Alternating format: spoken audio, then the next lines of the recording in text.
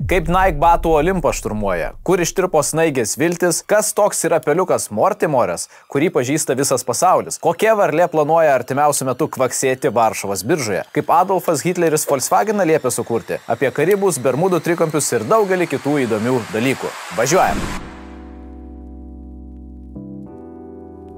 Kol prancūzai Eliziejaus laukuose švenčia Bastilijos paėmimo dieną, taip, jie tą daro būtent šiandieną, Liepos 14-ąją, Nike korporacija irgi bando šturmuoti naujas sėkmės viršūnės. Tiesa, sekasi jiems tai neįtin gerai. Visai neseniai kompanija paskelbė paskutinio ketvirčio rezultatus. Nauja investuotojų nuotaikas praskaidrino, taip pat kaip ir prancūzai džiugina diena be krusano. Visiškai niekaip. Iš pirmo žvilgsnio sekasi įmoniai visai neblogai. Jos grynasis pelnas išaugo 1,5 karto, nuo maždaug $1 milijardo pernai iki $1,5 milijardo šių metų paskutinį ketvirtį. O vat štai ateities perspektyvos, čia bendrovės popieriai tikrai prasti. O gal šiuo metu reikėtų sakyti batai prasti? Anyway, įmonės vadovai prognozuoja, kad sekančiais fiskaliniais metais Nike pajamos kris 4,6%, o pirmąjį tų metų ketvirtį laukiama ne 10% mažesnės apyvartos. Tai išgirdę kompanijos investuotojai pasipūstė batus, tai yra padus, ir per vieną dieną atsikratė tokio akcijų kiekio, kad jų kaina driokstelėjo 20% žemyn. Forbes suskubo pranešti, kad tai buvo didžiausias vienos dienos nuosmukis bendrovės istorijoje ir kainavo jis akcininkams nei daug, nei mažai – $28 milijardus.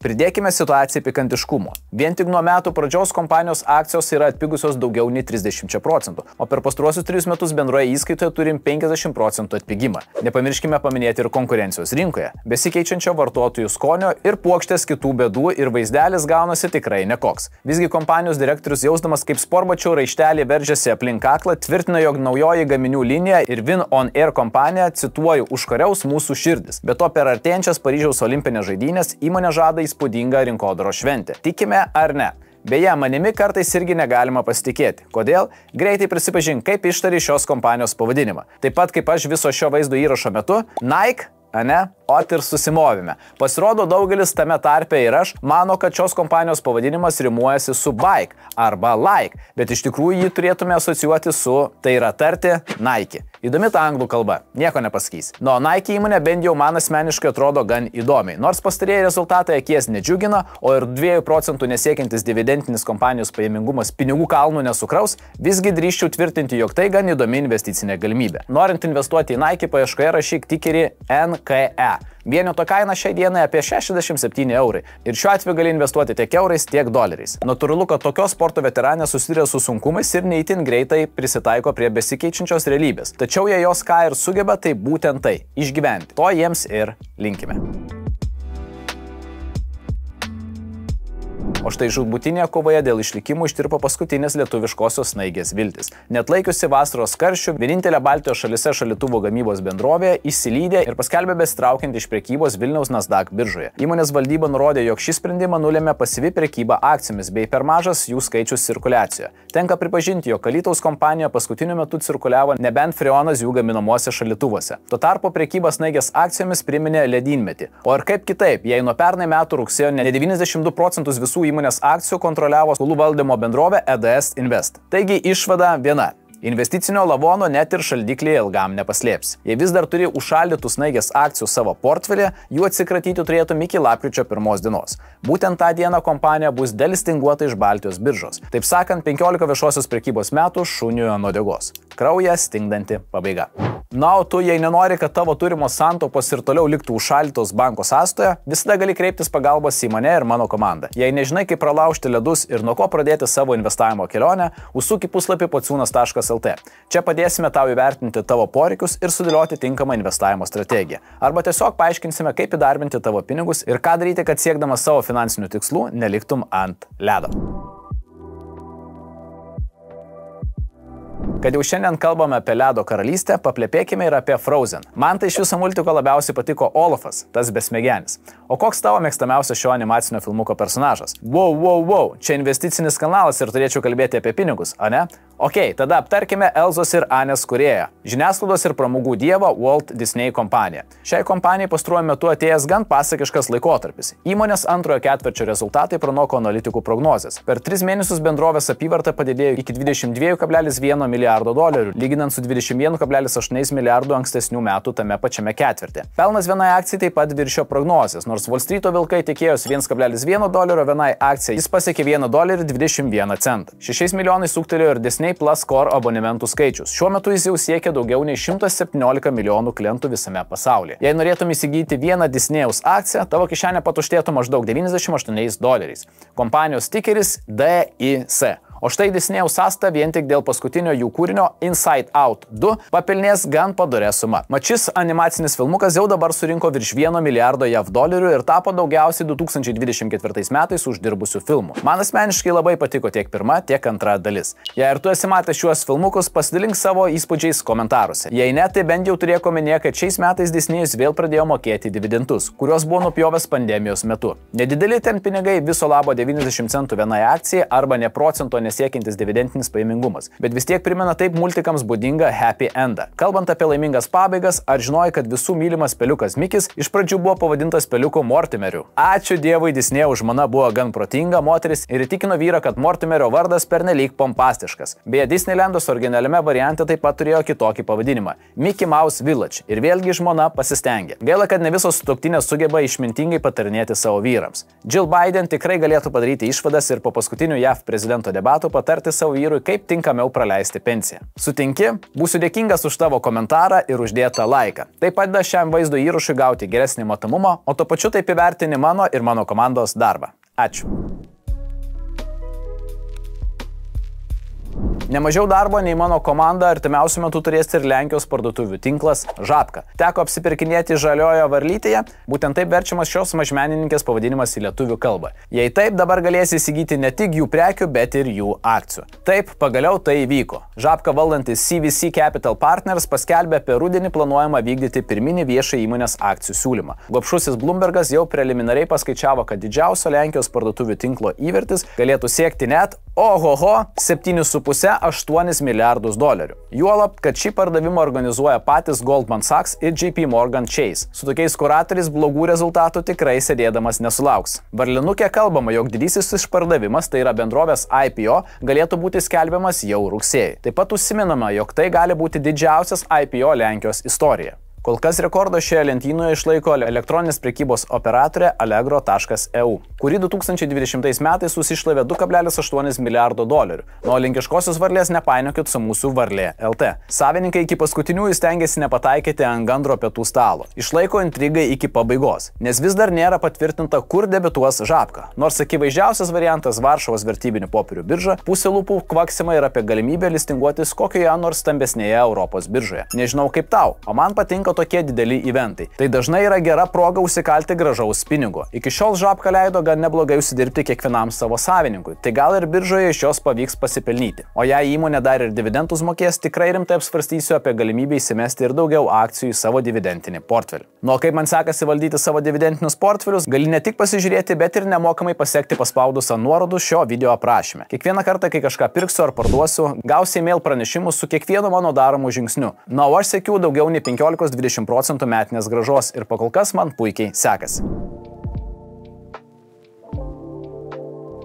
Beje, jei tu kaip ir aš esi dividendinio investavimo mėgėjas, štai tau dar keletas idėjų, į ką reikėtų atkreipti dėmesį artimiausiu metu. Pasirodo, lietūs pačiame vasaros įkarštyje būdingi ne tik Lietuvai, bet ir Amerikos bankininkystės sričiai. Birželio pabaigoje finansinė JAV padangė prapliupo tikriausia dividendų liūtimi. Pirmiausia, po skėčiais teko slėptis Goldman Sachs akcininkams. Šio investicinio banko valdyba paskelbė didinti ketvirčio dividendus nuo 2,75 iki $3. Dividendinis pajamingumas viršys 2,5%, o ir bendra Goldman Sachs investicinė grąža per paskutinius 5 metus siekia 125%. Nenorėdamas atsilikti nuo konkurentų, panašų ėjimą atliko ir JP Morgan Chase. Čia dividendinis pajamingumas padidės iki 2,4%. Beje, paties banko kapitalizacija ką tik perkopė $600 milijardų ribą. Tad jaudintis didžiausio pasaulio banko akcininkams išvis nėra jokių priežasčių.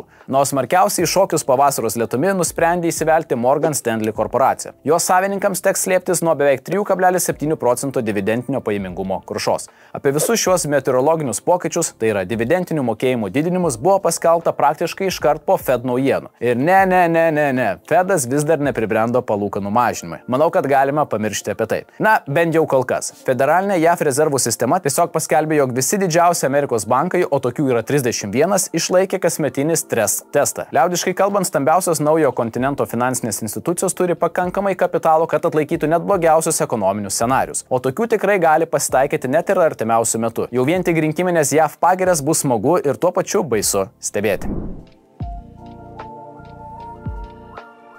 Be pagirių, bet vis tiek suskaudančia galva, paskutiniu metu tenka keltis ir Volkswagen vadovams. Birželio pabaigoje vokiškasis automobilių gamintojas paskelbė apie ketinimą investuoti 5 milijardus savo pinigų į Rivian kompaniją.